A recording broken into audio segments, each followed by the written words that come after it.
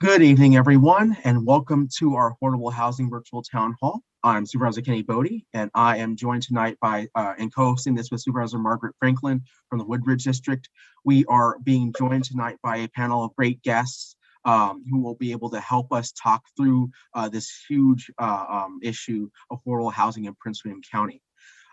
We will be joined by Hillary from COG. We will also be joined by folks from our planning department, and we will sort of go through the conversation. We'll be talking about this from a regional standpoint, then what we're doing on the local level, and then we'll finally be able to get into the open Q&A at the very end. Without further ado, we will start to do introductions. I'm going to start. I'll hand it off to Supervisor Franklin, and we can go from there. Again, on District Supervisor Boddye.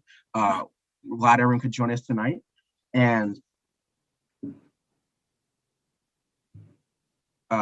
Supervisor Franklin, you're up. All right. Thank you all for joining on tonight's discussion on affordable housing and what the county is doing in this space. I want to also thank my colleague, Supervisor Boddye, and his staff who have been working closely with us on these initiatives. And of course, I want to thank my colleagues on the Board of Supervisors and Chair Wheeler for supporting the idea that we should have more affordable housing options here in Prince William County. I want to start off by giving a rundown of what we've done so far in the affordability space since taking office last year. With the support of the board, we were able to put forth several initiatives setting up affordable housing programs.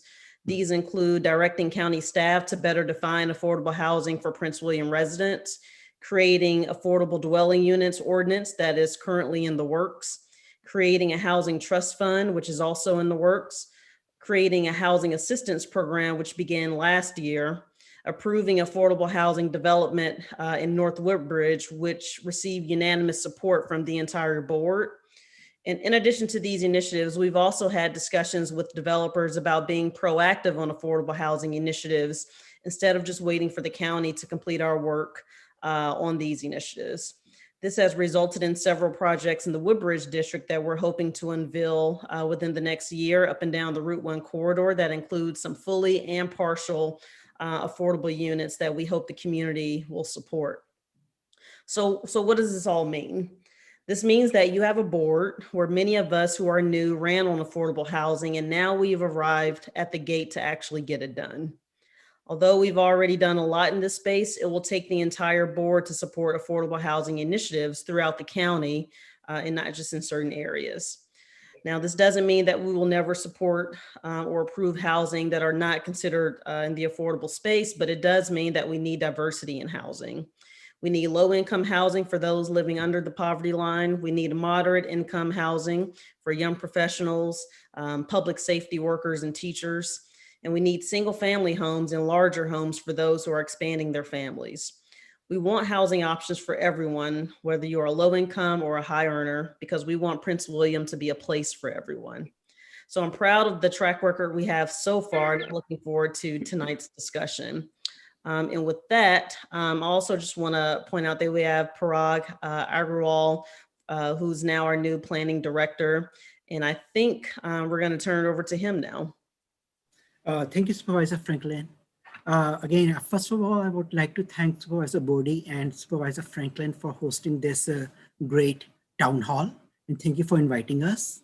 And as the town hall moves forward, we'll be talking more about how the planning perspective of affordable housing issues are. Again, thank you for inviting us, and we look forward for a good conversation. You see that, Mr. We also have from the planning department, both Bill Lake and Connie Dalton. Bill, take it away.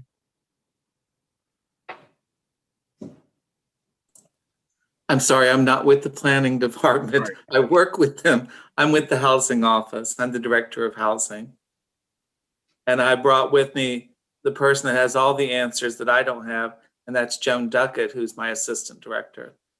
The person with the planning department would be Connie Dalton, the first Connie Dalton.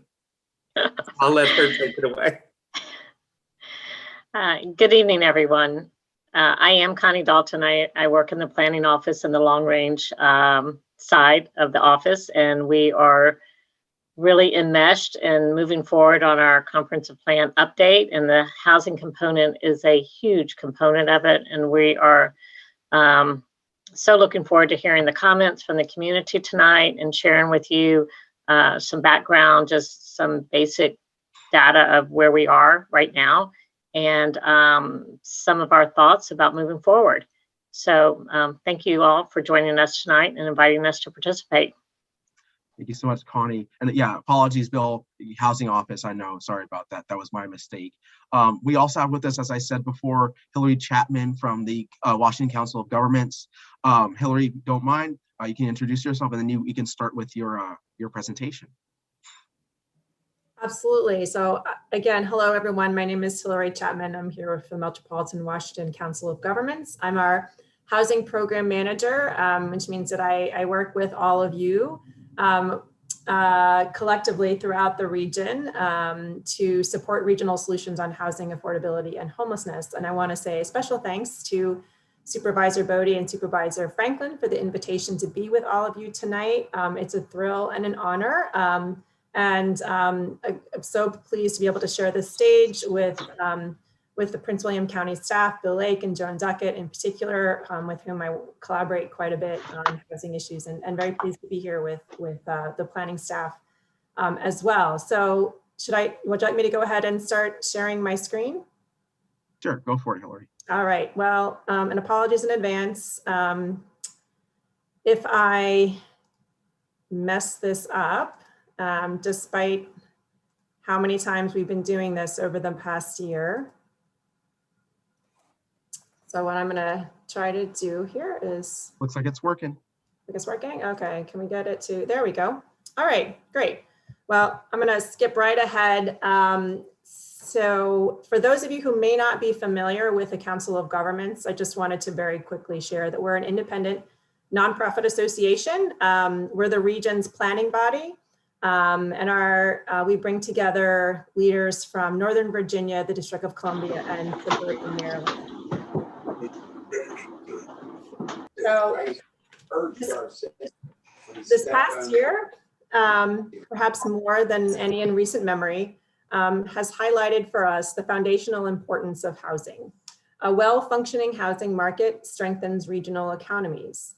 Employers need a diversity of talent to fill a variety of positions, and that workforce needs housing to fit all household types and affordability levels. Bringing housing closer to jobs helps reduce the strain on our region's transportation system. And when all our region's residents, including Prince William County, have access to housing that meets their needs and income, we all can benefit from improved quality of life. And this is why the region's elected officials took action in late 2019 to address the critical need for more housing throughout the region. I'm going to share with you now what those targets are and why they matter to Prince William County. So first, we're going to take a step back as we think about how to right-size our current and future housing market. And we want to look at what we've done in the recent past. So back in 2004 and 2005, we were at a high of over 32,000 permits. Then the Great Recession hit and we fell to just over 10,000 units. And we're producing more housing now, but we still haven't returned to pre-recession levels. That red dotted line that you see at the top of your screen is the amount that we need to produce each year to keep up with population growth. And the shaded red area is the shortfall in housing production levels. So this decreased housing production has led to a constrained supply. And some of the impacts from that you may have seen in the past year, such as the rapidly rising cost of homes for sale in your communities. So as COG began its work, we framed it around three key questions: the amount of housing that we would need, the accessibility or the location, where do those housing units need to be, and the affordability level. So I'm going to walk you through each three of those as we turn. You'll see them again when we get to the final targets. The first one deals with the amount of housing that we need compared to what we reasonably expect. So this slide represents the number of planned units expected during the next 10 years. This is based on COG's cooperative forecasting process, which works collaboratively with local government planners and demographers to determine what we reasonably expect for growth in population, households, and jobs. To clarify though, the current forecast, which is the blue line that you see of 245,000 units, is what we expect, but it doesn't meet what we need. This 75,000 units that you see here is what we need, and those are the targets that help us address that. This is shown in the orange line. So what we need to meet our region's future housing needs and by 2030 is a total of 320,000 total units. So this next map here is demonstrating our regional activity centers and high capacity transit areas, which are the priority places that we've identified for future growth. These activity centers and transit stations represent 9% of the land use area on this map.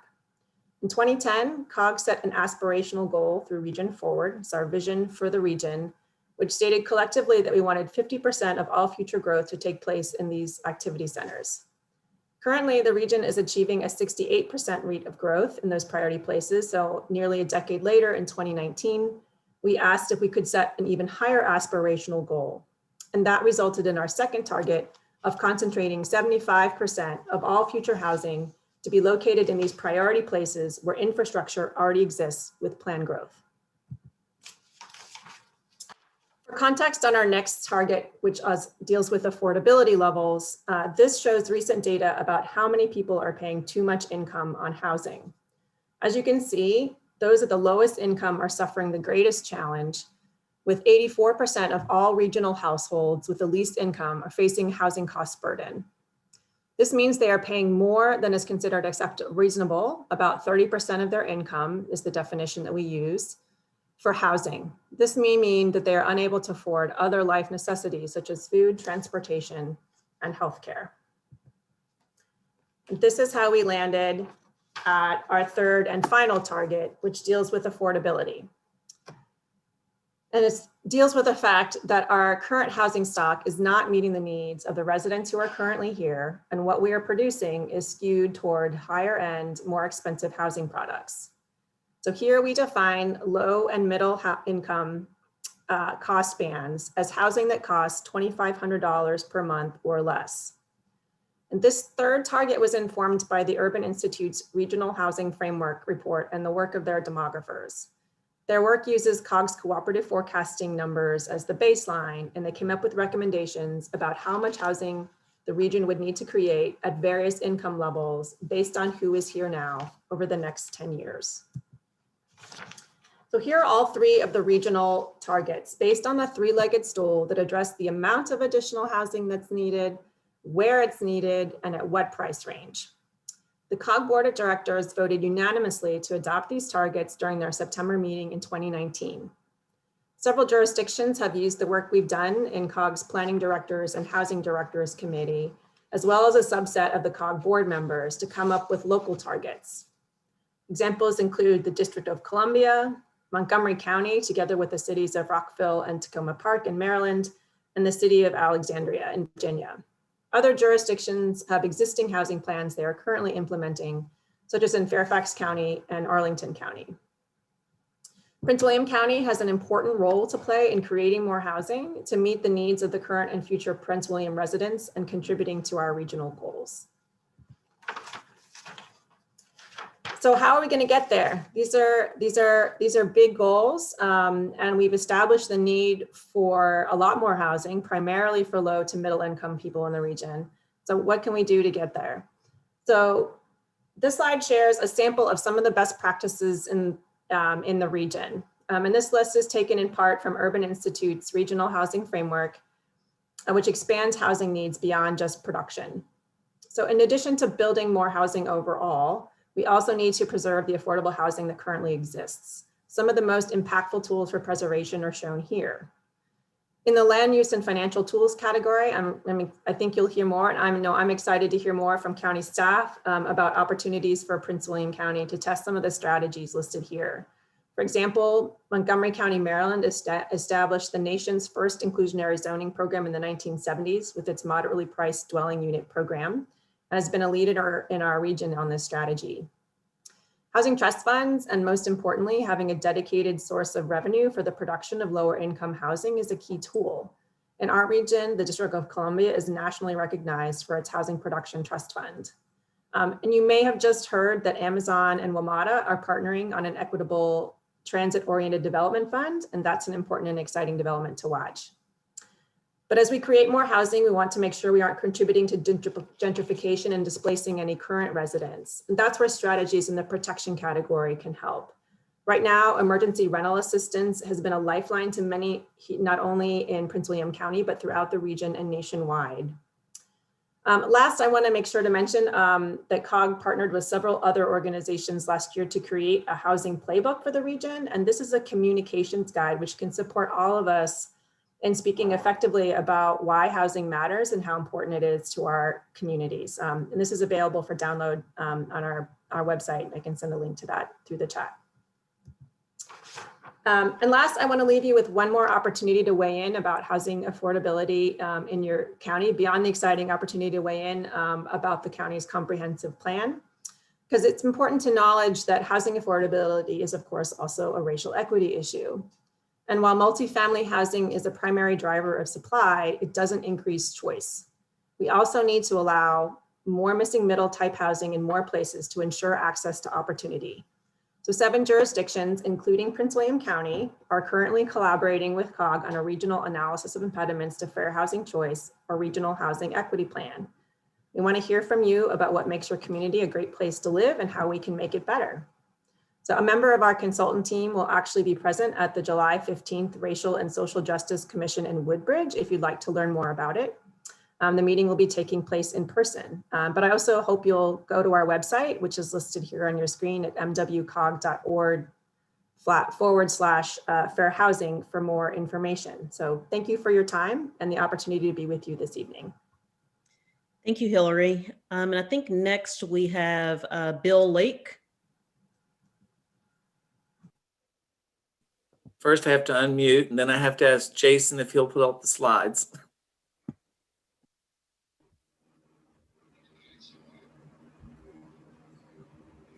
One second. Thanks, Jason.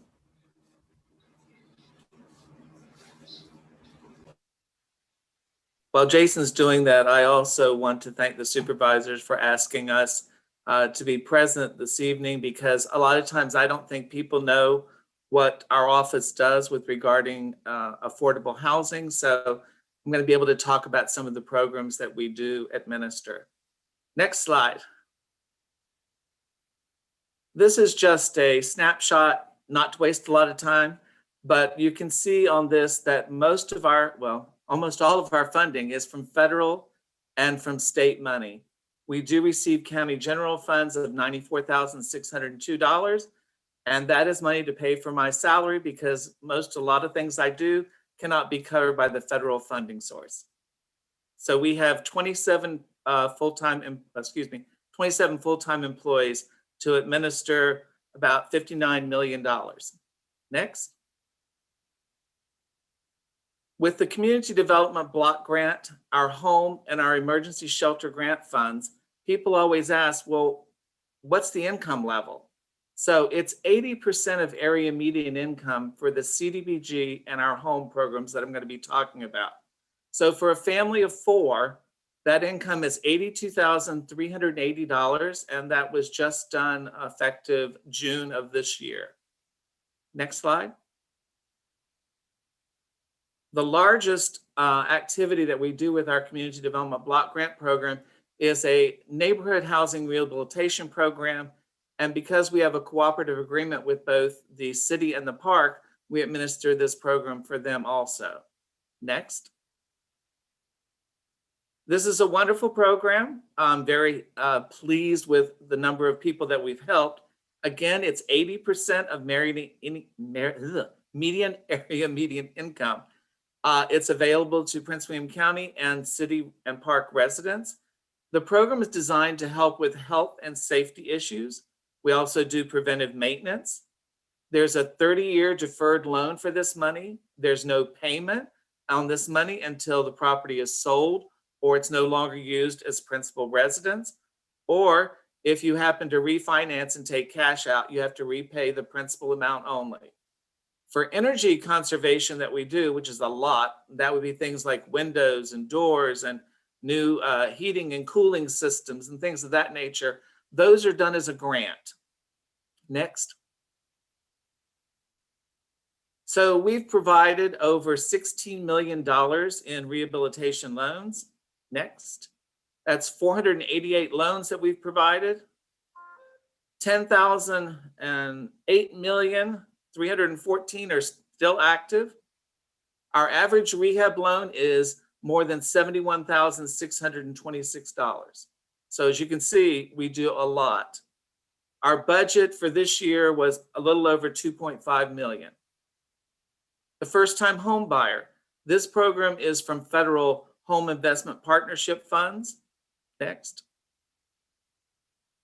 With this program, it's also available to the Prince William area, which includes the county, the city, and the park. For this program, you have to have sufficient income and credit to qualify for a first trust mortgage from a VH. I always have a hard time with this because it used to be VHDA, formerly VHDA approved lender. The gross household income is the same as you saw before, which is 80% of the area median income as determined by HUD. You can't have purchased, owned, or had interest in property for the last 3 years to qualify for this program, and that's a HUD definition.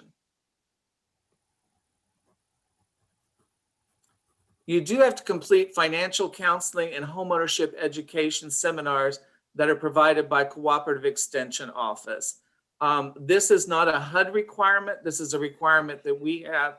And during the foreclosure crisis that happened, we had very few families that went through foreclosure. And we think it's because they had the financial counseling and homeownership education. So they knew what they were getting into, and we would not allow them to purchase a home that was above their income levels. The family does have to contribute money. They have to put 1% of the approved sales price towards the acquisition. Usually that is easily covered by their down payment and paying for an inspection. They additionally have to have in the bank 1 month's worth of reserves to cover basically a payment. So for households with incomes between 61 and 80% of area median income, we will provide 23% of the approved sales price, with 20% going towards the down payment and 3% going towards customary closing cost. The reason that this is set up this way is so that families don't have to pay mortgage insurance. Next.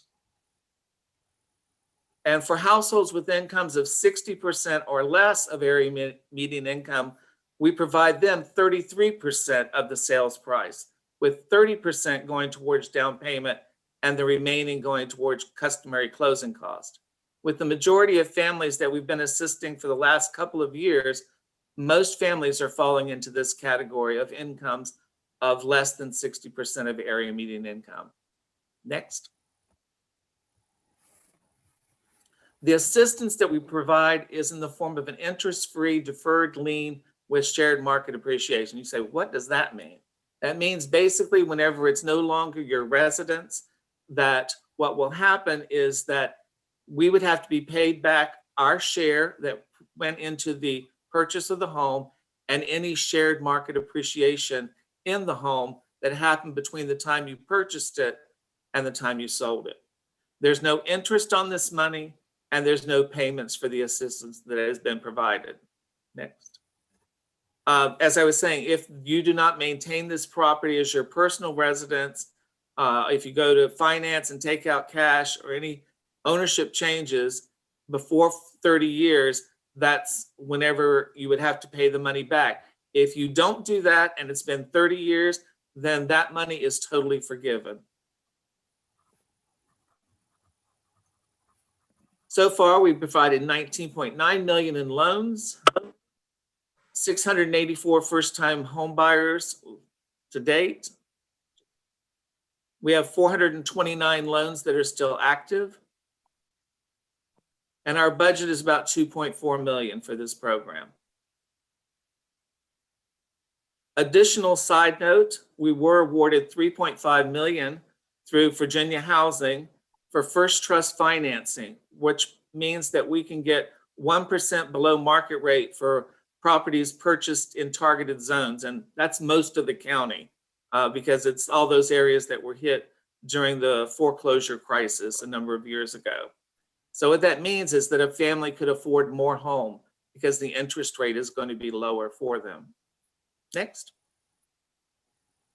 We do have to monitor affordable housing. Next slide.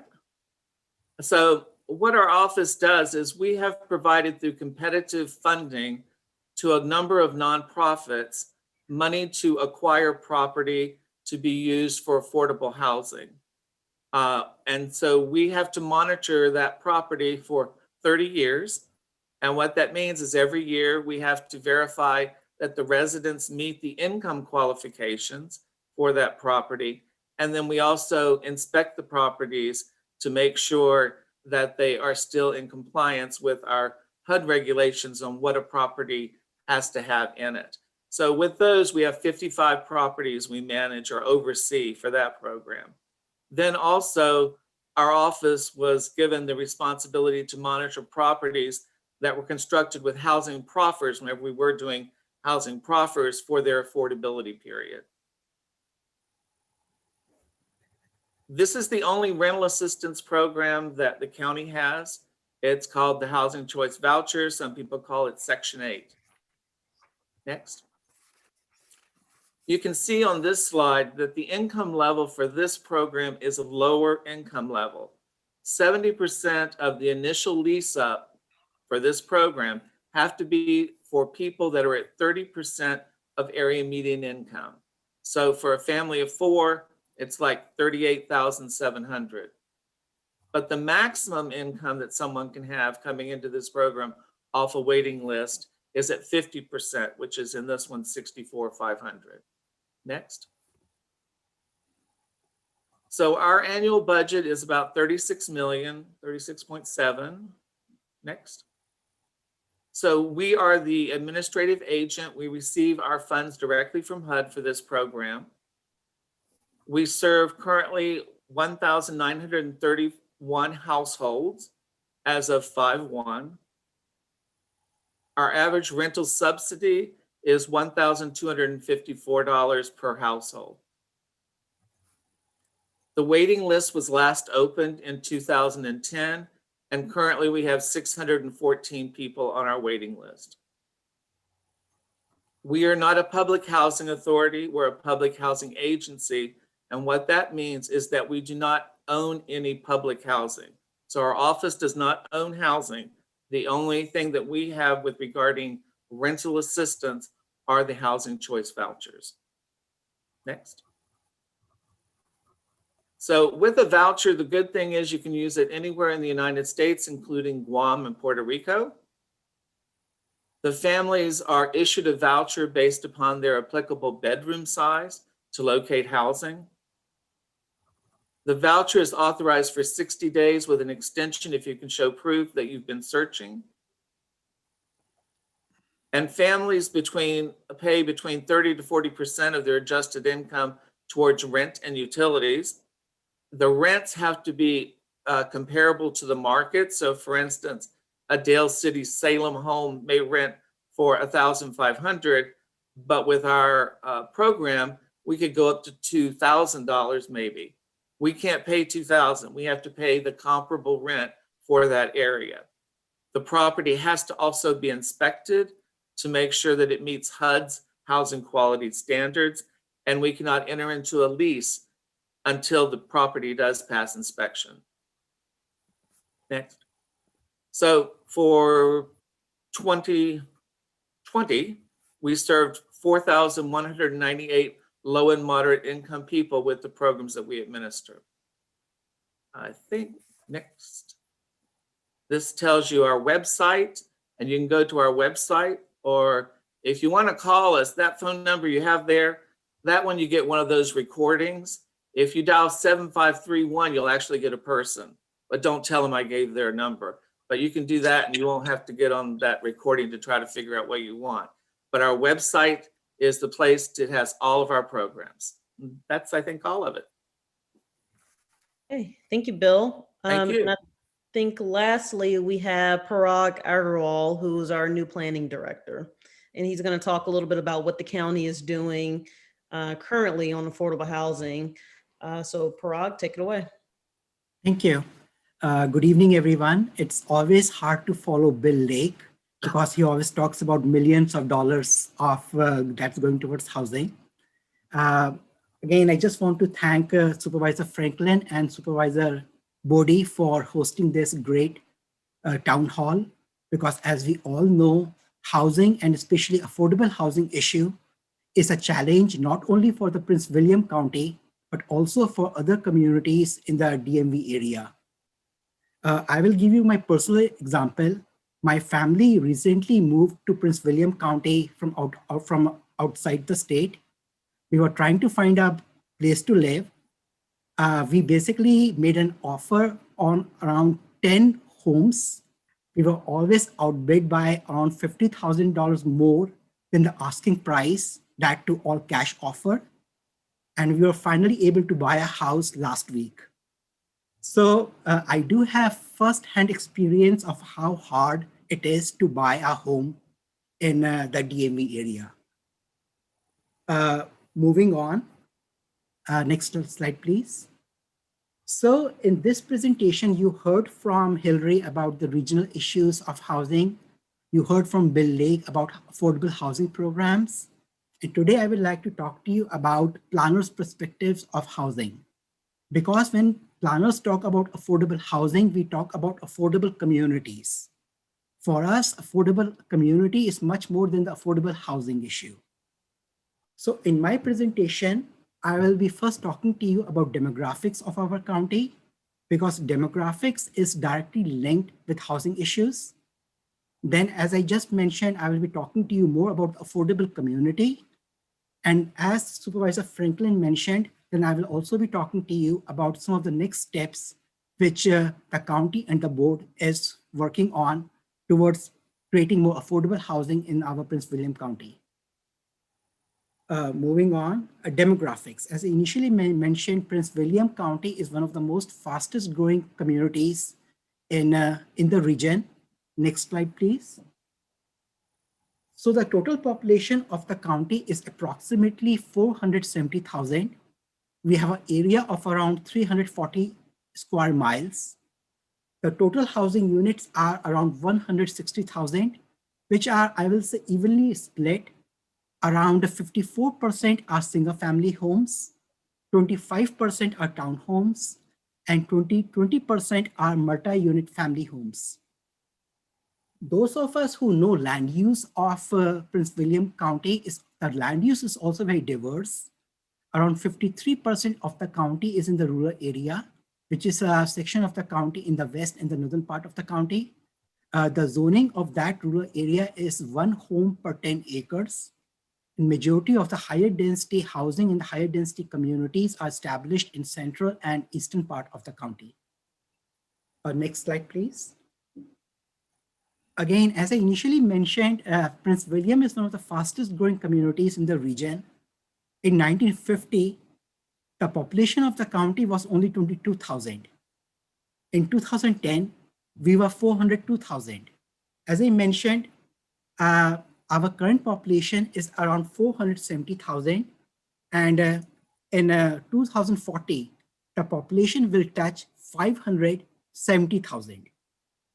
So with these increasing numbers, we all expect that there will be increased traffic congestion, increased congestion in schools, and there will be housing issues going on, affordable housing issues coming up.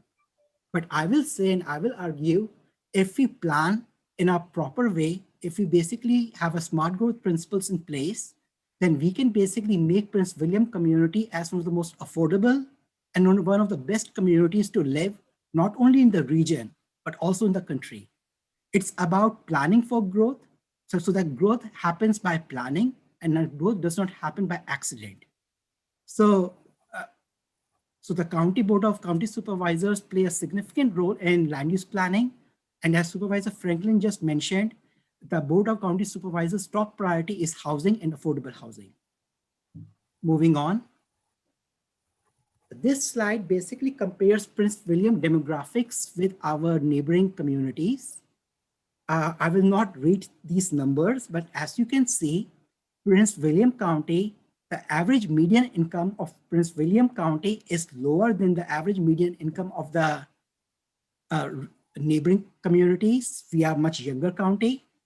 The average median age is 35 years as compared in Virginia, the average age is around 38 years. Our county is also very diverse.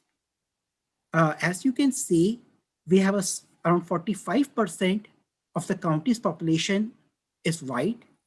Hispanic is around 24%. African Americans is around 20%, and Asian is around 8%. Again, we're very proud that Prince William County is very diverse community. And with the diverse community, you also have various housing needs and housing choices. Moving on. Again, this slide basically compares the housing unit, the housing demographics with the neighboring communities of the region. As initially mentioned, in Prince William County, around 54% of the homes are single family as compared to 61% of the homes in Virginia are single family. If you talk about the median value of a home in Prince William County is around $382,000. And the median value of the home in Virginia is around $273,000. As we all know, we live in the Washington, D.C. area, so the housing is always difficult to have. So again, this slide basically shows how expensive it is to own a home in the county. The average household income of the county is around $107,000, which is also significantly more than the average household income of Virginia, which is around $74,000. Moving on. So everyone likes to compare Prince William County with Fairfax, Fauquier County, Loudoun County. So these are the top 25 richest counties in the country. And out of these 25 richest counties, you can see the top 12 or top 15 are in the Washington, D.C. area. The richest community in the country is our neighboring community, Loudoun, which has an average household income of around $136,000. Prince William County is number 23rd in the country with a household income of around $104,000. Again, because of these numbers, you can easily think that how significant and how difficult it will be to have a home in our region. Moving on. So after giving this overview of housing and affordable housing issues, let me talk more about affordable communities. So could you please go to the previous slide? So in this slide, there are three words. One is affordable, second is attainable, and third is quality. We all heard from Bill Lake about affordability. The general definition of affordability is any household that's spending more than 30% of the household income, it's not affordable. But when we talk about attainable housing, the definition is much more broader. The definition of the affordable housing, the attainable housing initiatives aim to identify viable options for existing and new county residents to find homes of the right size, location, and price point. So basically, we are looking at three things: size, location, and the price point, which all three are very important. Then the issue is quality. It's not only about the housing price, it's not only about the size, it's not only about the location, but it's also about the quality housing. A housing which is close to schools, a housing which is close to job opportunities. All Prince William County residents, they should have quality affordable housing stock in place. Moving on. So much of the nation's housing policy has been tied to defining affordable housing that costs no more than 30% of households' income. But as we know, housing also has an inherent location cost. The purpose of defining affordability from planning perspective is to look at transportation cost, that is the locational cost, plus the cost of housing.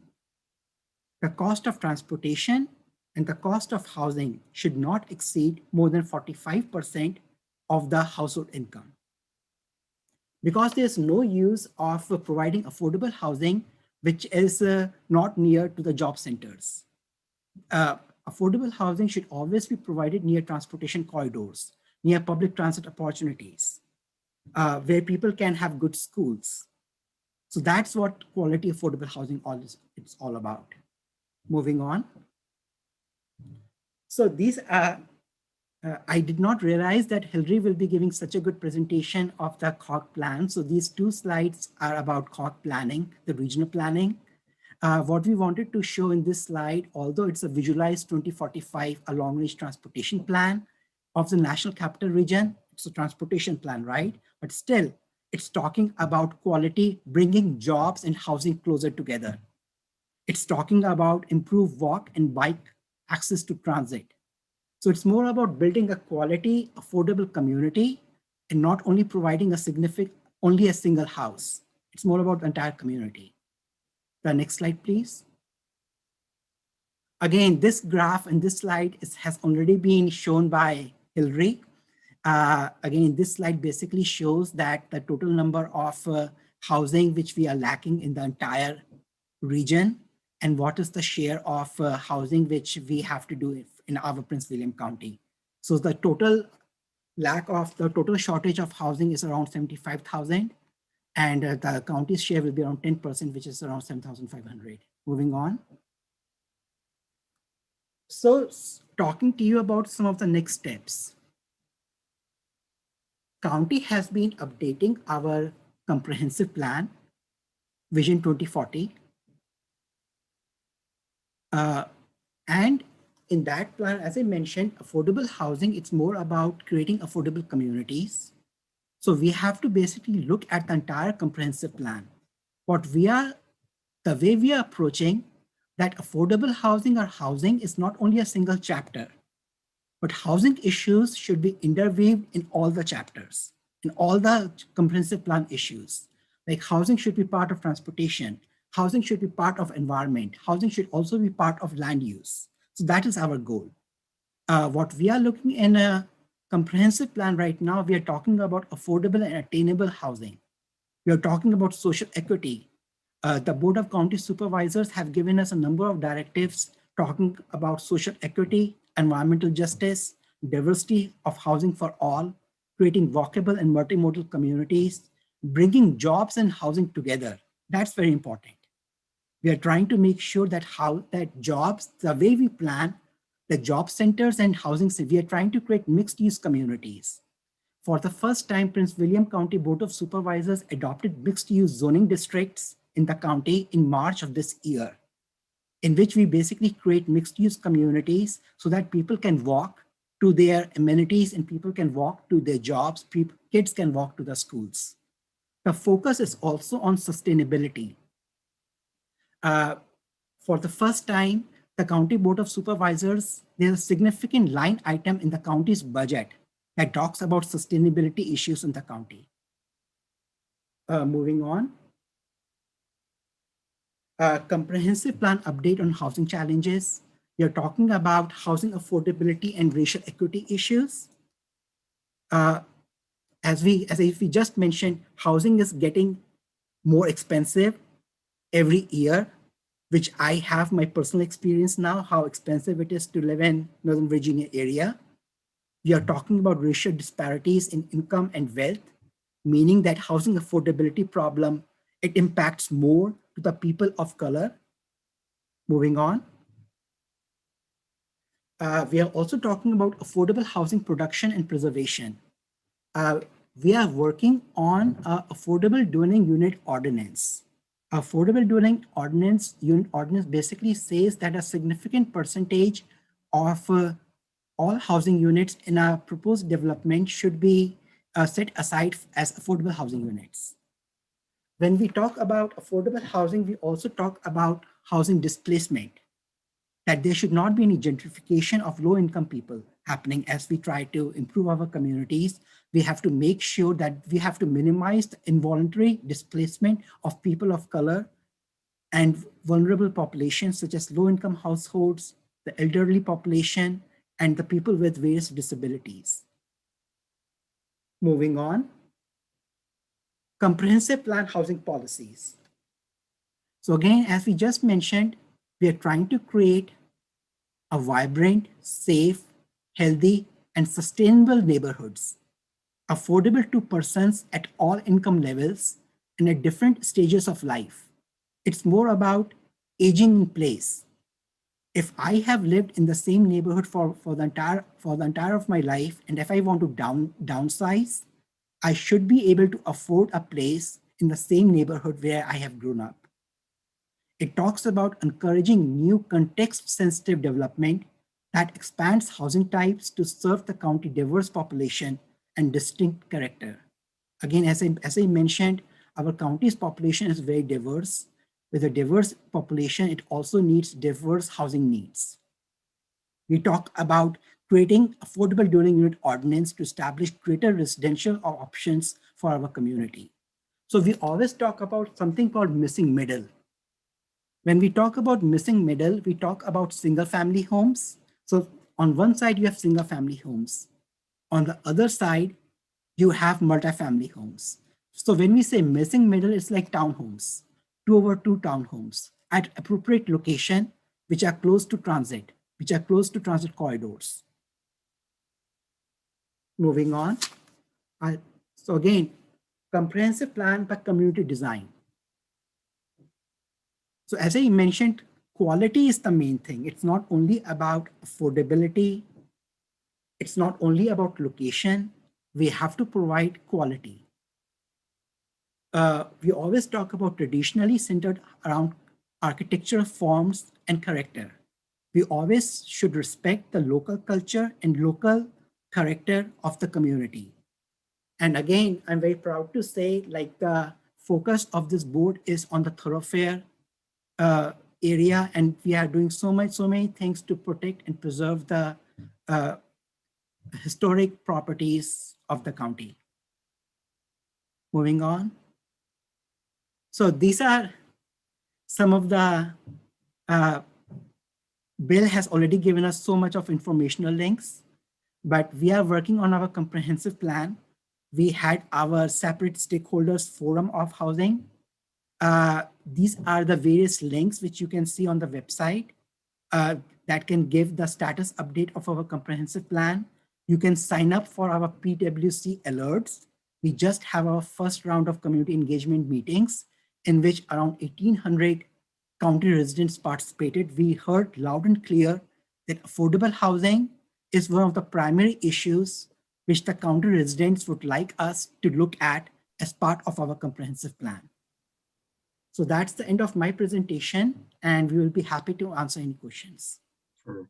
Thank you so much for that, Parag. We're proud to have you as part of our Prince William County team. You've done a lot of excellent work in the time that you've been with us.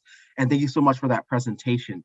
Wanted to highlight one of the things you mentioned towards the end, which is that missing middle.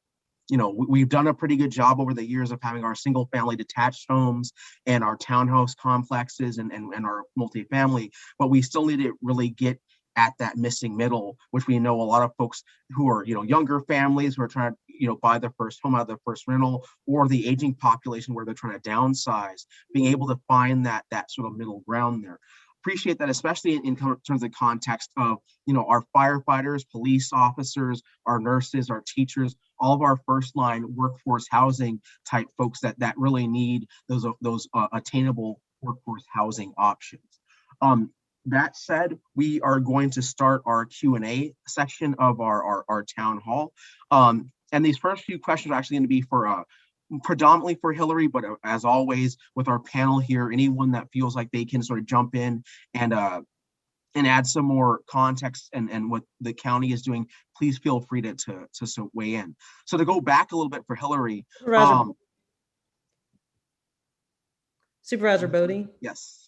If you don't mind, just want to make sure that Parag is clear in terms of exactly what we're doing on affordable housing. I know the presentations were, we've had quite a few, but just want to point out that in terms of next steps, we are working on the affordable dwelling unit ordinance. Just want to make sure that everyone is very clear on that. And that we're working on. We do have a housing assistance program that we set up. I know it was kind of alluded to that the county didn't actually have a housing assistance program, but we actually did set up one using COVID funds. So I want to make sure that everyone on here and that's listening in through YouTube understands that we actually do have a housing assistance program that provided mortgage, rental, and utility assistance for those impacted by COVID. And we're hoping to make that a permanent program. So I just want to make sure that everyone is clear on what we're actually doing on affordable housing, and not just kind of what the regional goals are, but how we're actually working towards some of those goals. So Supervisor Boddye, I'll turn it back to you to go over the first set of questions. Sure. And thank you for that clarity, Supervisor Franklin. Yeah, as she said, we actually have a lot that we're sort of invested in terms of the CARES Act funds. And as she said, we're looking to help hopefully make some of these programs permanent in the long run with our county budget. That said, Hillary, one of the questions that was asked, and you touched upon it quite a bit in your presentation, but I think it's something that a lot of people have asked quite often when we talk about affordable housing. How is affordable housing defined, especially in this market, this area, this region of the greater metropolitan region? Sure. So we typically use the HUD definition, and we break it down into sort of affordable housing is, and Director Bill Lake talked about this as 80% of area median income or below. And so Bill, Director Lake, and Director Agrawal shared what that means relative to Prince William County. It is a high number in terms of what that affordability means, but since 80% of I think the average area median income for the region is a little over $100,000. And so a family of four, you would say a family who makes $80,000 or less could qualify for a program, if they're one that was one that was affordable. Now we do break that down a little bit further. The slide that I showed previously on housing cost burden sort of breaks it down. HUD breaks it down into different categories: extremely low income, so 30% or below, and those are the individuals who qualify for use of housing choice vouchers like Director Lake shared. 30 and 50, so very low income, up to 60% of AMI. Residents can be served by low income housing tax credit programs. That's a program through Treasury Department, and is the greatest producer of affordable housing nationwide since it was created. And that usually, those serves households up to 60% of AMI. And we sort of say those in between 60 and 80 are a little bit harder to serve, but can be eligible for homeownership programs if they are available. And that's also an important part of the affordable housing spectrum as well. Appreciate that, Hillary. Thank you so much. Because again, affordable means a lot of different things, a lot of different folks, but regionally, it's always good to have that in our minds. Our second question is, how is the current housing market with higher prices and multiple offer situations affecting first-time and military buyers? I like to highlight that last part a little bit because, as folks are well aware, Prince William County is a unique community in which we're sandwiched between two military bases. We have, Quantico, and we also have Fort Belvoir. So we have a large, robust, very vibrant military community here. But in some cases, even with the assistance that some of our veterans and our military and armed forces families get, housing is still somewhat of a moving target for folks. So Hillary, if you could sort of touch upon that, we would appreciate it. Yeah, so I think we're, the county and the nation really is sort of really in a tough place right now. We've got sort of a confluence of sort of a perfect storm of a really long period without sufficient housing supply. So there was a lack of supply. We were already in a deep hole prior to the pandemic. The COVID-19 public health emergency really put additional pressures on the desire for more housing, for stable housing, for larger housing for different needs, and then low interest rates. I mean, unbelievably low interest rates. And so those three things, I think, were a really significant driver, and have priced out. And because of the high cost of land, limited materials, other things that impact production, zoning is another thing that impacts, is a primary driver of how much housing can be built and where and what type. And those things meant that we have a dearth of housing that's affordable to first-time home buyers, people who have served in the nation's military. And it's a real problem, and Prince William is certainly not unique. This is a national challenge about this, and so that's why you're seeing these example that Director Agrawal just shared about, being outbid over and over and over and over again, and unfortunately that's a very common, all too common experience throughout the region. But I'm sure I defer to your housing and planning directors as well to share if they have, they might have local. So I just want to add what Hillary just mentioned, Supervisor, if I can. So again, as Hillary just mentioned, it's you have to basically approach this issue on multiple fronts. The issue is, again, the solutions could be, again, the zoning, the land, the way how we basically do our land use planning, the housing shortage, COVID happened. So again, but I think it's a perfect opportunity to plan our communities for future, so that we basically plan them. We have a very growing community. We have a very growing region, so that how we plan them, so that we basically use all the smart growth principles in place, so that we can create a much healthy and a much better community than what we were initially. Thank you for that. Yeah, I couldn't agree more. And Hillary, thank you for your insights. And Parag, I could not agree more with that. COVID in many aspects has created a new normal, and we have an opportunity now to really talk about what that new normal looks like. And it's a great time to look at how COVID and other things that have been going on for quite some time have changed the trajectory of not only residential, but also commercial, as we talk about mixed use in these walkable communities, how we can really make sure that we're planning for the future in a meaningful way. Next question is, I see a lot of people selling homes that are traditionally rented. How do you see that impacting affordable housing?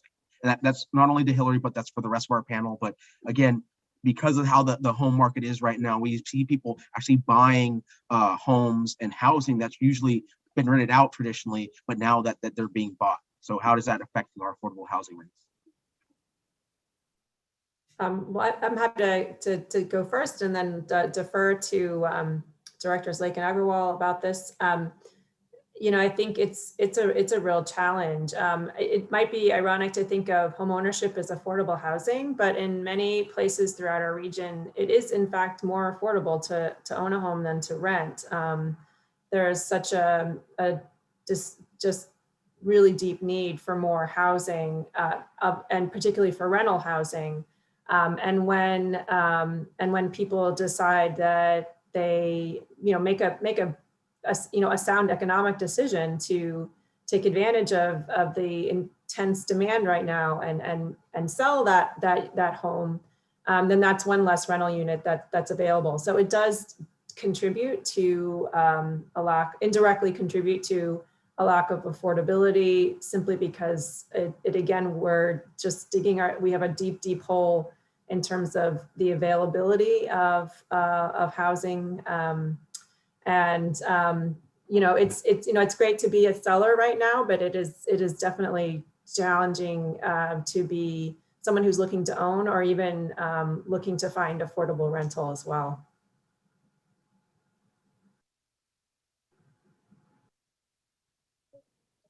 Sure. And Bill or Parag, did you want to add to that at all? Bill, do you want to go first? Sure. What we're finding with our housing choice voucher program is that a number of owners that have been participating with us due to renters not paying their portion of rent have decided that they no longer want to participate and are getting out of the business, because it is a business decision that they've made. And so we have to try recruiting a little bit harder for other owners to participate. With our first-time homebuyer program, even though we do wonderful things with it, the people experience the same thing that Parag did, in that there are multiple offers. And with our federal dollars, we can't pay that extra $50,000 or even $5,000, because we can only pay what the appraised value is. So we also have some of the same problems regarding, even though we have the money to help the family, there just are not the properties out there. And I asked Joni before what the levels were, because I couldn't remember. They keep changing. So for an existing property, the maximum contract rent is $361,000, and for a new unit, it's $465,000. Now, this is strange, and I don't know why, but for the city of Manassas and Manassas Park, they have lower numbers. So that's good for Prince William County that ours are higher. Yeah. Again, I just want to add, like, for any healthy community, you need to have diverse housing options. That includes houses that are being owned by the folks, and also the homes which can be rented. And again, we have to keep a healthy mix of the rental versus the owner-occupied homes, and that's the challenge nowadays. Mhm. Absolutely. Yeah, I bought my home back in March, so I had to go through that same grind that you did, Parag. It's not fun. Definitely a seller's market right now. Our next question is, how are other jurisdictions using mechanisms such as accessory dwelling units, bonus densities, housing trust funds, and income-based set-asides to increase affordable housing stock? I know that at Hillary, you mentioned this a little bit, and I know Supervisor Franklin did a really good job sort of outlining a lot of the tools that we could have in the toolbox that we're looking at doing. One of the audience members actually mentioned Montgomery County as using some of these tools. So Hillary, especially you, but everyone else can sort of jump in on this one. How are other jurisdictions using these mechanisms to help tackle their housing affordability challenges? Gosh, this is, how much time do we have for this question, right? There are a lot of tools. The good news and the bad news is there are a lot of tools. And each of them have an important part to play, and they get at it from different aspects, right? Of course, there's no one solution to improving housing affordability in our communities. So this participant mentioned ADUs, and I'm excited to hear about the work that the county is doing now to explore that. So this is an interesting, so this is a way to create what we call sort of gentle density in single family neighborhoods, right? You can create affordability, and it's a way you can achieve a couple of different goals by doing that. You can add housing in single family neighborhoods without really altering the character or the architectural character or qualities of those single family neighborhoods, and provide affordability for older couples that may want to age in place and want to downsize, or might need grown children who want to help move in and help take care of elderly parents. There are a lot of good reasons to, there are a lot of benefits that ADUs can bring in. So Montgomery County has an ADU policy. Arlington County recently revised, the District of Columbia also revised their accessory dwelling unit ordinance, Loudoun County as well. And so that it doesn't create a lot of housing. It does help, and it is and it fits uniquely within, neighborhoods that are lower density, to way to sort of, tuck them in that doesn't, have a great development impact. Inclusionary zoning is a big one. And again, this is not something that's going to drive your numbers up so much, but it creates opportunity in places where it's very difficult to develop affordable housing. So sometimes you can see that in terms of, affordability requirements. In some places, I'm going to cite Montgomery County again, like 12.5% of total units once you've hit up, you're creating a building of a certain threshold. But there are different formulas based on, are you close to transit? Are you within a quarter mile? Are you a half mile or full mile? And there are different formulas to increase opportunities for affordable housing through inclusionary zoning. So when a developer comes in and says, I want to build 100 units, then the county can have a policy that says, okay, 10% of those units need to be available to families, with incomes in this range. And that means that, in places where it's more difficult to build affordable housing, you can provide opportunity for greater diversity of residents and opportunities in those places. Can you repeat some of the other tools that were mentioned? I want to not. Sure. So housing trust funds and income-based set-asides and bonus densities. Bonus densities. Okay, so I touched on bonus density just a little bit in talking about inclusionary zoning. Those two things often will go together.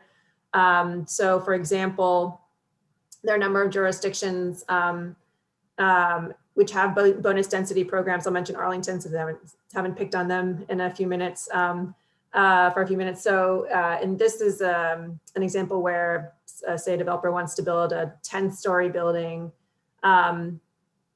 They can apply for bonus density and build a 13-story building if they commit to provide a certain percentage of those units to income restrict a certain number of those units. So inclusionary zoning and bonus density are often a way to assist developers to make the project financially feasible. So, and these are projects that, when you're close to transit, to jobs and other amenities, this is a really important way to provide opportunity and provide housing for a wide variety of people in really key places around the region.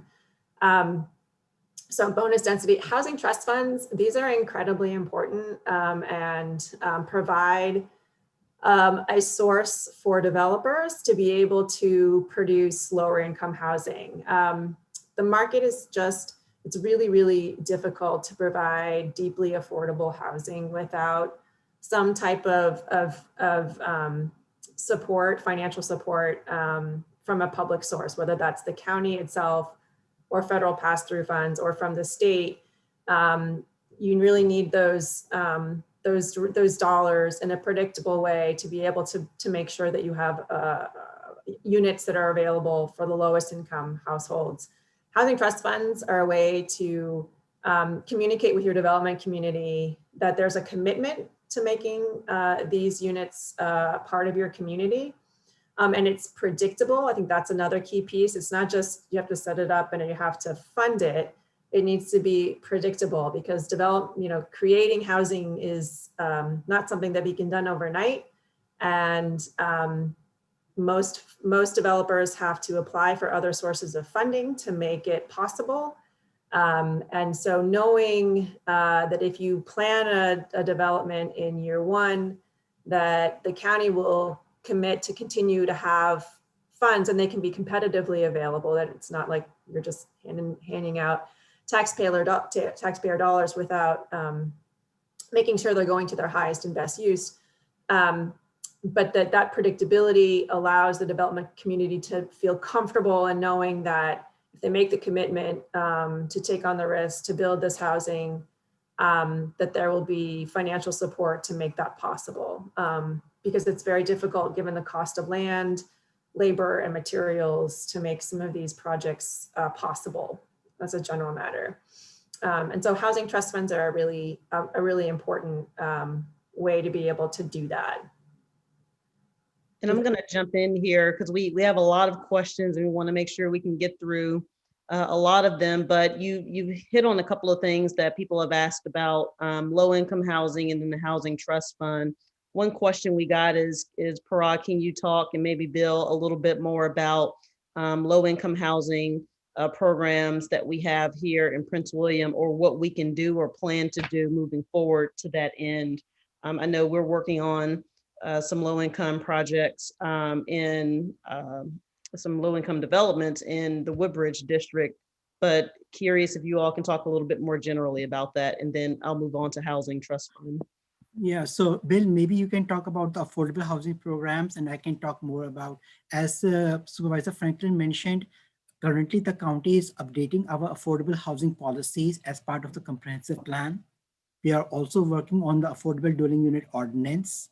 I know accessory dwelling unit ordinance is a great tool to encourage new, Hillary used the word gentle density. So again, you are trying to maintain the character of the neighborhood, but still you are trying to create some gentle density so that the single family character of the neighborhood is maintained. That's, I know many communities in the region are also working on those programs. And our Prince William County is also very actively engaged with our neighboring communities to update our affordable housing policies and trying to update our ordinances. Bill, do you have any specific affordable housing programs that you want to mention? If I can just find the unmute button. No, I didn't. I think I covered most of the programs that we're administering. I did not include, whenever we did our presentation, about programs that we have that are helping people that have been affected by COVID with their mortgages and utilities. We are doing that through our community development block grant funds and our CARES Act funds that we receive through there. The reason I didn't include it, to be very honest with you, is because it is a program, a financial program, and I didn't think of it as affordable, but it is making homes still affordable for people so they're not displaced. And I'm sorry, Ms. Franklin, thank you for reminding me about what we do. Sure thing. And then just wanted to go back to kind of the low income housing discussion. You know, when we talk about affordable housing, to me, there are a couple of subsets of that: workforce housing, low income housing, modern, you know, things of that nature. And when we're looking at our affordable housing ordinance, we're looking to address all of those things. We got another question about Prince William County Housing Trust Fund. That's a directive that I made last year that I mentioned at the beginning of this call with the support of Supervisor Boddye and the rest of the board. And that's something that we can kind of push forward as soon as we apply some funding to it. So that's something that I plan to move forward in our next budget cycle. So that's where we are on that front. Some of the other questions we've received is specifically, you know, how does what we're working on locally with regards to the ordinance, how does that relate to some of the things mentioned with regards to kind of our COG goals? So Parag, if you can just speak a little bit more about, you know, timing for the affordable housing ordinance, Yes. next steps for the board, exactly kind of what that outline looks like. I think that'll be helpful. No, definitely. So we are actively updating our housing policies as part of the comprehensive plan update project. We had a very good stakeholders conversation on housing issues in last month, in the month of May. It was loud and clear. People are not only looking for people are looking for various housing options. When we say housing options, as Supervisor Franklin, you mentioned, we are talking about low-income housing, workforce housing, attainable housing. It's more about housing options. We are also bringing in front of the board, we are bringing a ZTA to initiate an affordable dwelling unit ordinance. The goal is that we should be able to have an affordable dwelling unit a draft ready by the end of this year, by fall of this year-ish, sort of a thing, so that we can share the draft with our stakeholders. We can share the draft with our community in later this fall. So this is a priority. So hopefully by early next year, it will be in front of the board it will first have to go in front of the Planning Commission. It will be going in front of the board for the adoption. And very soon, the Prince William County will also be having the affordable dwelling unit ordinance along with the new affordable housing policies. Sure. And we also received a question, or actually a couple of questions about ADU units, affordable dwelling units. Can you talk a little bit about what those set asides can look like and kind of what we're looking to do with regards to our policy? So yes, so right now the Prince William County does not have those regulations, as Hillary, you were talking about inclusionary zoning, accessory dwelling unit ordinance, which our regional communities do have. But I do know, as Hillary, you mentioned, Montgomery County, it's 12.5%. There are density bonuses. Many people say that, many communities say, okay, 10% of all housing stock. It's about, some people talk about requirement. Some people try to incentivize it. So there are two different ways, right? You can always say, okay, 10% of all housing should be affordable housing of projects which are more than 50 home units or something like that. That's a requirement. Or you can say that, okay, if you want to build more affordable housing, the county will provide you a density bonus. So it's more about creating an incentive for providing more affordable housing. So for me, you have to have both the approaches. I personally like to have incentives. I personally like that we should offer more incentives to the developers, so the developers in the private sector themselves create more affordable housing in place. But yes, there are some communities which also have requirements of creating affordable housing. Sure thing. Are there any additional questions? Looking through the chat, we did receive a number of questions ahead of time. And so if you have any questions, feel free to put them in the chat and we'll just continue to read through what we received ahead of time. And I also want to point out that we do have a YouTube channel up right now where we have a number of people viewing as well. So thank you for those viewing through YouTube. One of the other questions we received is, while necessary in a suburban setting, parking requirements drive up development costs and thus rent. How can we decouple housing and parking costs? And I'll just put that to the general panel. Yeah, so let me start. So I will talk in general. Many folks say that, okay, parking is never free, right? Parking cost is always coupled with the housing cost. And specifically, if you are near transit, specifically if you are in our regional activity centers, you have to provide incentives. You have to lower the parking ratios so that we can incentivize the usage of more transit facilities. Many communities in the region, they do try to minimize the parking ratios. If the projects, they always try to have shared parking uses, so that if there's a church and a commercial complex, a church parking lot is basically used on Sunday. If someone can say, hey, commercial, again, you are looking for a shared parking use. So definitely, if you are near the transit, if you're trying to have a much more walkable and a mixed use community, you have to lower down the parking ratios. So you're trying to incentivize more mixed use communities.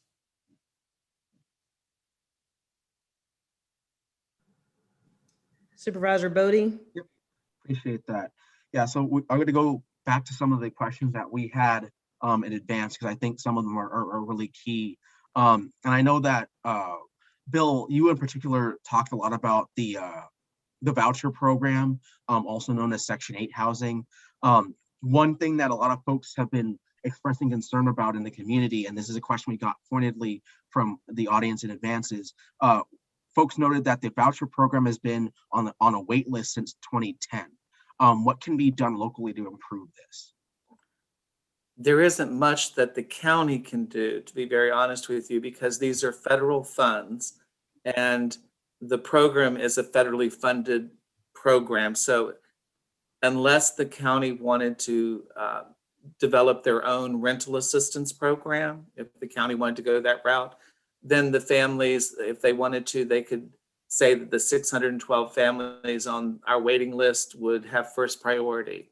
But there's nothing that we can do except whenever we get more vouchers. And it appears that what the federal government is doing here lately is that they are specializing the vouchers. For instance, the last 78 vouchers that we got were called mainstream vouchers. And they're designed for persons with disabilities that are adults, but not age 62. So it's a special population for that. The new vouchers that we're getting from the, what's that thing called? American Rescue Plan. We're coming to the board July the 13th to accept budget and appropriate money for that. And that program, we can't take the people off our waiting list. That's a program that HUD has designed to help homeless and people that are in situations of domestic abuse. And those families will be referred to us by the continuum of care, basically through the social service agencies. So those are the new programs that are kind of coming, but they are limited in what they can do to help. They're not our regular housing choice vouchers. They're special vouchers, which means that some of the families on our waiting list may be eligible and we can serve them, but a number might not meet those qualifications. So whenever the federal government budgets for this program, because of the housing costs being so high in Prince William County, we're only able to serve so many people. And that's the reality of the program. If they gave us more money, then we would be able to serve more people off our waiting list. Thank you for that, Bill. And that's a tension there between, you know, the cost of the high rising costs of living and the finite amount of money that we get from the federal government. Right. But it is something definitely for us to think about in terms of expanding upon what we've already done. Like you said, between the American Rescue Plan money we'll be getting, the CARES Act funding we had in place that Supervisor Franklin talked about, that's really looking to see what we can do to invest more in programs like that. The next question, it gets these things get a little bit more granular. So as we talk through these issues, I want to remind everyone on the panel that a lot of us are planning, land use, housing nerds. We live and breathe this stuff, but a lot of folks watching online aren't always up on the vernacular and the different abbreviations we use. So I wanted to put that in everyone's mind as we continue forward. How can the county create a clear guide of qualifications and simplified application process? I think this is in regards to housing resources, housing assistance programs, those sorts of things. Well, with the programs that we administer, as I'd said earlier, they're federal funds. And because they're federal funds and they're administered by the county, we are held to a certain standard of what we have to have. And it would be nice if with federal funds, they had the same requirements, but every single federal fund that we receive have different requirements. Some of them are the same, but also they have different quirks. So there's a different application, say for our homeownership application than there is for our rehab application. And there are different things that are needed for home ownership, if that's where you're going, that we don't need for the rehab program. It's almost similar like to if you're going to the bank to get a loan, they ask different information if you're getting a car loan than if you're getting a mortgage. And that's almost the same as it is with our programs. We do offer assistance for people that have trouble in completing the applications. We will help them fill out the applications, you know, in case they have that. We do have access in our office. We have people that speak Spanish if there happens to be a language barrier. We have worked, matter of fact, we're working with a family right now and their language is Vietnamese, and we have paid for all of the forms and for the translation services over the telephone to help them get through the process. Because if you don't speak the language, it can be very difficult to, you know, make an application and understand what we're asking for and why we're asking for it. So those are some of the things that we try to do to streamline. Appreciate that, Bill. And, you know, we always look to see how much we can streamline, but as Bill just said, you know, when we're talking about especially state and especially federal money, we have to follow their guidelines. So it makes it a little bit more laborious for us to try to work that balance there. And sometimes we can't because we have to need certain information.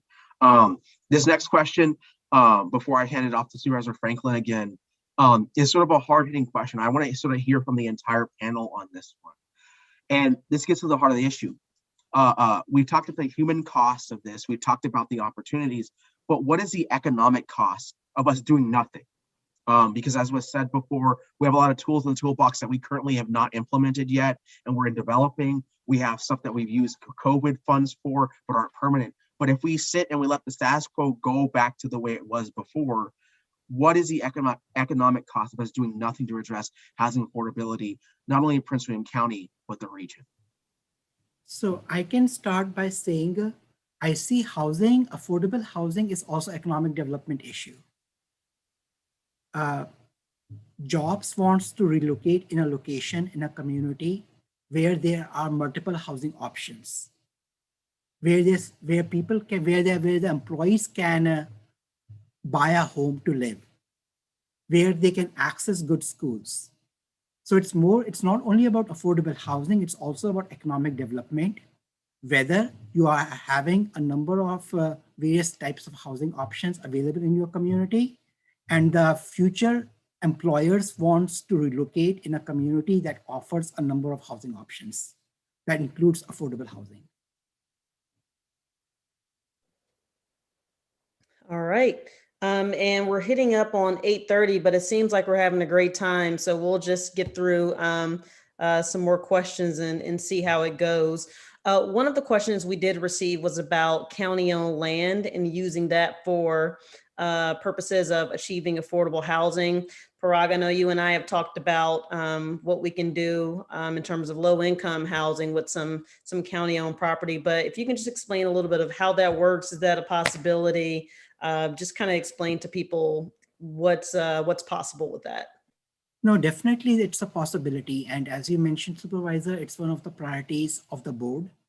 Once we are working on updating our housing policies, once we are updating our affordable dwelling unit ordinances, definitely we will be working with our economic development department and our facilities department to look at what different land parcels are appropriate for affordable housing issues.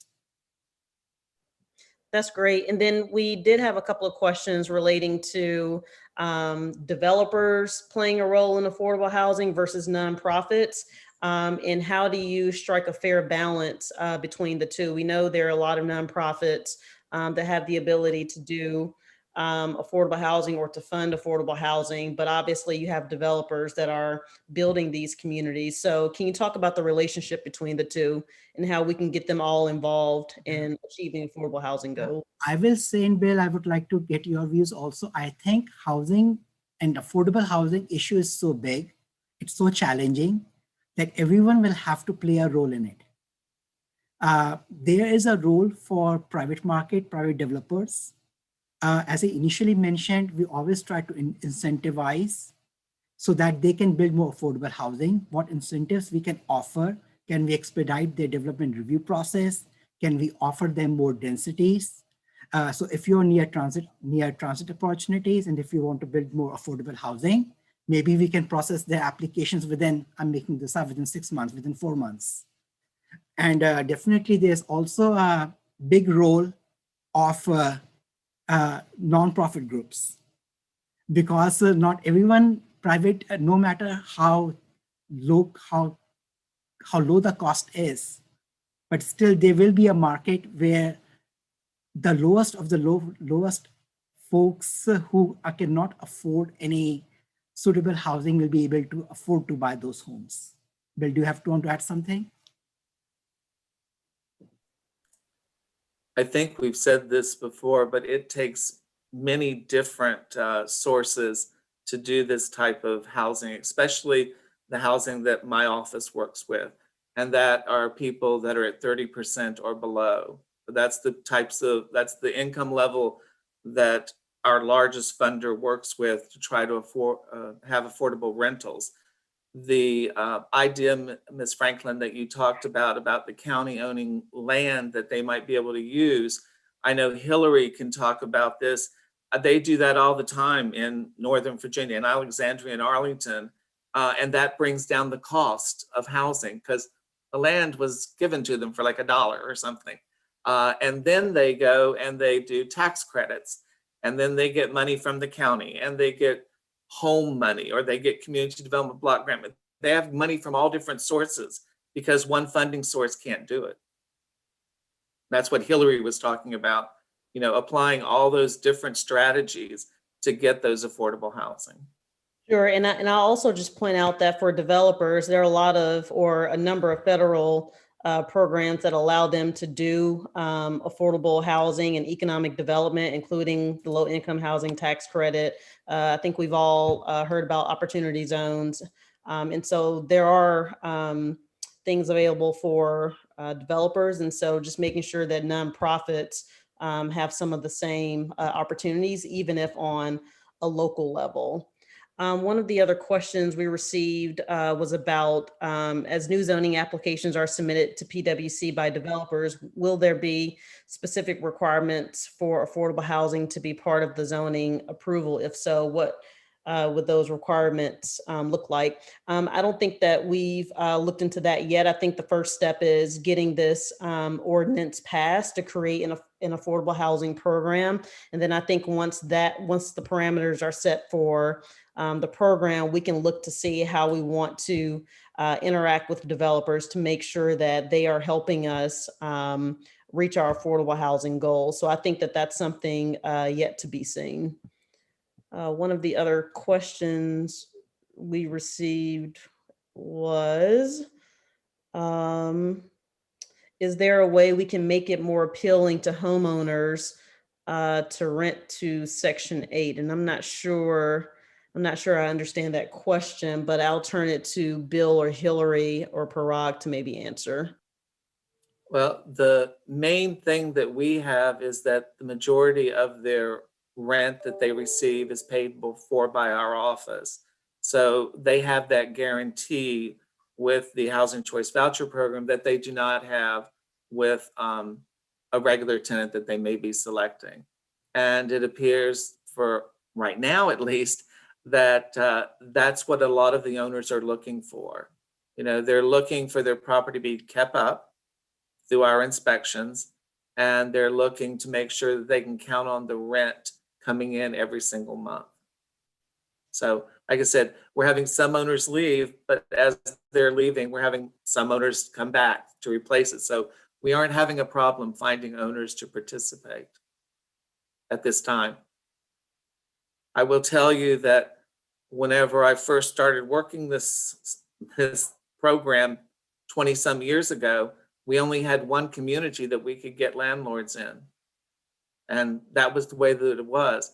We have people living all over the county in very affluent neighborhoods. You might not know that your next door neighbor might be receiving housing assistance. And that's what we want. We want people to be able to live wherever in the community that they want to. Okay, I'll turn it to Supervisor Boddye for the next set. And it's my understanding that we have questions in the YouTube chat. So maybe we can pull from some of those as well. But Supervisor Boddye, I'll turn it over to you. Sure, thanks for that, Supervisor Franklin. And thank you for that last commentary, Bill, because I think it strikes at something that I feel like has been sort of one of those myths out in the community, not even just Prince William, but society at large, that affordable housing has to look a certain way, only appeal to a certain type of person. And so there's stigmas and sort of myths in public regarding what that is. You know, like you just said, affordable housing and true workforce and attainable housing done right, people should and may not even know that their next door neighbors or their tenants are receiving that assistance. So I appreciate that. One of the questions we got was, as Prince William County develops affordable housing policies, how will consideration be given towards green initiatives, such as indoor environmental quality and efficiency? Parag, I know that you and I have had a lot of conversations about us looking at putting in more of those environmental and sustainability principles into housing. But obviously, folks don't really realize that that is also a good way to improve affordability, because then not only are folks able to stay in that house for a more affordable price, but maybe their utilities might cost less because they have more efficient appliances, windows, things of that nature. So I would love to hear from Parag, what the rest of the panel, by all means, if you have anything to add to this, I would love to hear it. Definitely, as I mentioned, housing is an issue which is, it's not only a housing issue, it's an issue about sustainability. It's an issue about environment. It's an issue about transportation. Housing affordability depends upon, as Supervisor, you are saying, what type of light fixtures you're putting in your home, how sustainable is your home, how green is your home, what type of, how much gas does your vehicles use, how much, what's your gas bill, what's your commute time. So it's basically depends upon so many things, and housing should be weaved into all the policies of the comprehensive plan. Thank you for that. One of the questions that I received in the chat on Zoom is, if you build missing middle housing, how do you prevent it from becoming out of reach for populations you are targeting? That's a great question. You know, I've heard a lot of folks say that when they first moved to Prince William or a neighboring locality, you know, their home was X amount of dollars, and now 20, 30 years later, there's no way they can afford that home now because it's inflated and that cost has exploded. So as we talk about affordable housing, how are ways, especially when it comes to missing middle, which we're trying to use as a good tool to be that transition home for folks, how do we really help limit that and make sure that it doesn't fall out of reach to people?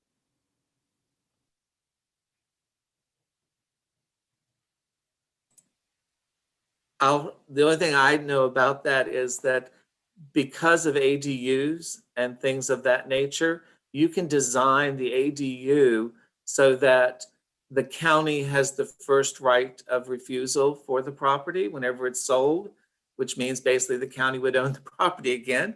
And then the county could sell that property at an affordable mortgage rate.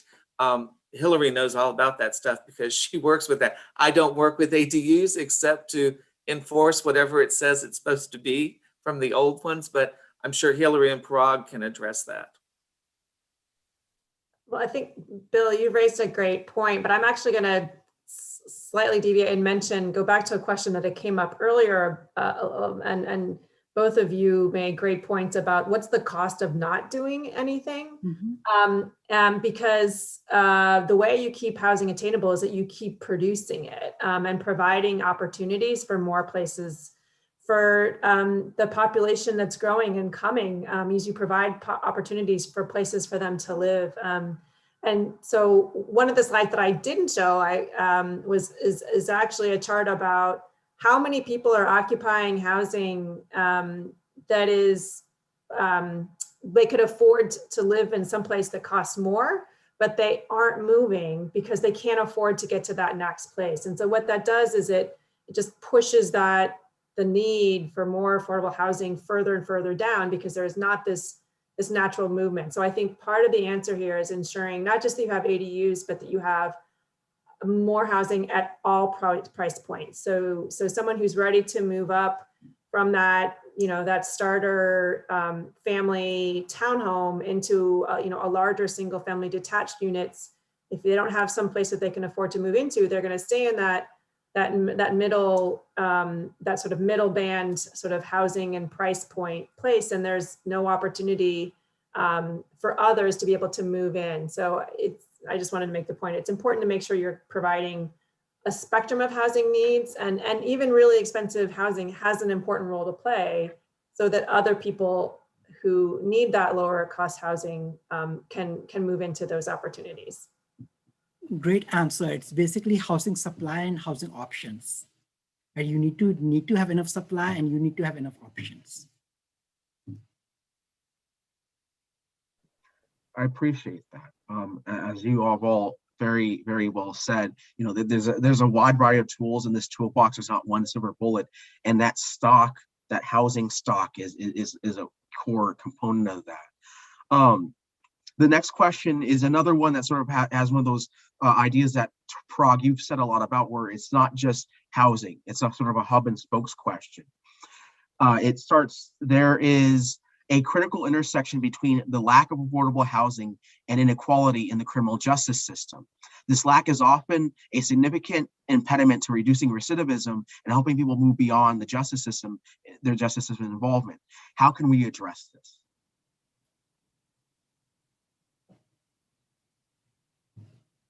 I will just say a few things. Again, as we just mentioned, housing impacts various issues. Housing is not a singular issue. Housing is such an issue, that's such a broad issue that it impacts everything, and including the things which you just mentioned. Hillary, do you have some regional examples that you would like to share? Sure, and I'm happy to ask Bill to chime in as well. I think, one of the I think there's an important role within the sort of spectrum of housing needs. Supportive housing is a really important piece of that puzzle. The county's continuum of care. So this is the public-private partnership that supports people who are currently experiencing homelessness or who are at risk of experiencing homelessness, who have the most critical housing needs because they may or may not soon have a roof over their heads. And people with who have served time in the justice or have justice involvement do face a lot of barriers. So supportive housing is one of the strategies that can be helpful for that. And this is housing that has services that might need to support someone who's re-entering the community to get them started. But this is also too, if I can shamelessly plug our regional fair housing collaboration, this is a key piece of we need to identify and work with members of our community who have been involved in justice and support their reentry and integration back into the community and help and remove those barriers to their ability to access housing. I don't know, Bill, if you wanted to add anything to that. It's kind of funny how today I received a letter from the director of HUD, Ms. Fudge, and one of the things that she's talking about is this same issue about people that have been incarcerated. Whenever they get out, they have nowhere to live. And with this new emergency housing voucher program, she wants to make sure that that is one of for people that meet that criteria, that they are considered for these vouchers. And also with the Section 8 program, in the past couple of years, they have changed also. It used to be if you were convicted of a crime, you weren't eligible, and they have relaxed that. So I think they're making progress. It's a slow progress, but I think there are changes coming, just like the letter I got today. Okay, and then I'll just ask one additional question that we got from YouTube regarding affordability of apartments, and just wanted to clarify that when we talk about affordable housing, we're talking about it in all spectrums of housing opportunities. So apartments is probably the most common way to achieve affordable housing. So yes, we will absolutely be looking at affordable housing in our apartment units, and then looking at various ways to extend that to other types of housing, including single family condos and townhomes. So yes, apartments will definitely be at the forefront of the affordable housing discussion. And with that, I just want to let everyone know that we did get a lot of questions. We've documented those questions. We've put them into a document that we're going to submit to our planning department and to the rest of our panel to be answered. I believe our staffs have contact information for those that submitted questions, and we'll do the best we can for those that put questions in YouTube and in the Zoom chat to answer those. And perhaps Supervisor Boddye, we can both send those answers out to our listserv and maybe post on our website or Facebook page for people to see those answers, just so we can be as transparent as possible. So just wanted everyone to know, and I just want to thank everyone for joining, and we'll go ahead and do some closing remarks, but first want to thank Parag. Again, he's our new planning director, been here probably for about 5 months now. Hit the ground running. We have a lot of land use cases that we're working on that he just kind of had to jump right into. And so thank you for your work. Also want to thank Mr. Bill Lake for the work that he's doing in housing. With the new board, we came in and told him these are the things we want to do. And I think he was a little, maybe a little shocked how fast we wanted to move on some of those, but he's been working very closely with us on that. So we do appreciate it. And then of course, Hillary, thank you for providing kind of the regional assessments and some of the things that we can do to get as close to those achievements as possible.